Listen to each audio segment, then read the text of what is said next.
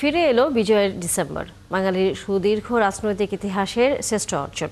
১৯৭১ সালের এই ডিসেম্বরে মুক্তিযুদ্ধের চূড়ান্ত বিজয়ে রচিত হয় বাঙালির গৌরবময় স্বাধীনতা।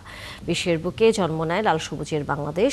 বিজয়ের ৫৫ বছরে দাঁড়িয়ে অর্জনের খেরোখাতায় এগিয়েছে বাংলাদেশ।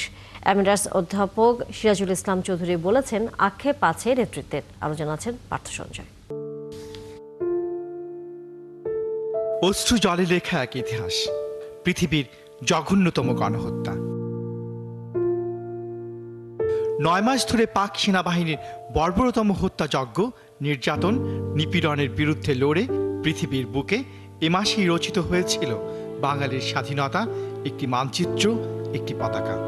পুরো একটি জাতিকে ধ্বংস করার মিশনে নেমেছিল পাক বাহিনী, যেন ক্ষিপ্ত bison.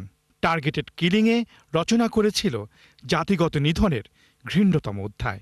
To destroy the nation, প্রথম অ্যাটাকটা তো পলিটিক্যাল অ্যাটাক, কিন্তু সেটার সঙ্গেই কিন্তু ঢাকা বিশ্ববিদ্যালয়কে টার্গেট করা হলো। বুদ্ধিজীবীদের, শিক্ষকদের হত্যা করা হলো, ছাত্রদের হত্যা করা হলো, বিশ্ববিদ্যালয়ের কর্মচারীদের হত্যা করা হলো। তারপরে ৯ মাস জুড়ে যেটা ঘটেছে, সেখানে কিন্তু এই দিকগুলো আমরা বারবারই দেখে ফুটে উঠেছে। টার্গেটেড কিলিং যদি বলি, সেটা করেছে, সেটা রাজশাহীতেও করেছে, সেটা খুলনাতে করার চেষ্টা করেছে। বিজয়ের সুবর্ণ পেরিয়ে বাংলাদেশ বারবার হোঁচট খেয়েছে, তবু ঘুরে দাঁড়িয়েছে, রুখে দাঁড়িয়েছে স্বৈরাচারের বিরুদ্ধে। তবু আক্ষেপ, বাংলাদেশ প্রতিষ্ঠা হওয়ার পরে যে স্বৈরশাসন বিভিন্ন সময় এসেছে, তার বিরুদ্ধে দাঁড়িয়েছে। ৯০-এর অভ্যুত্থান ঘটিয়েছে, এইবার জুলাই আগস্টে অভ্যুত্থান ঘটালো। তো এই যে ধারাবাহিকভাবে মানুষ এগিয়ে যাচ্ছে, তার অর্থটা হলো এই যে মানুষের মধ্যে ভালো জিনিসটা আছে, কিন্তু সেটা ঐক্যবদ্ধ হতে পারে না।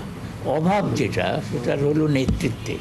তবু আশা ৩০ লক্ষ শহীদের আকাঙ্ক্ষার সোপানে পৌঁছাবেই বাংলাদেশ।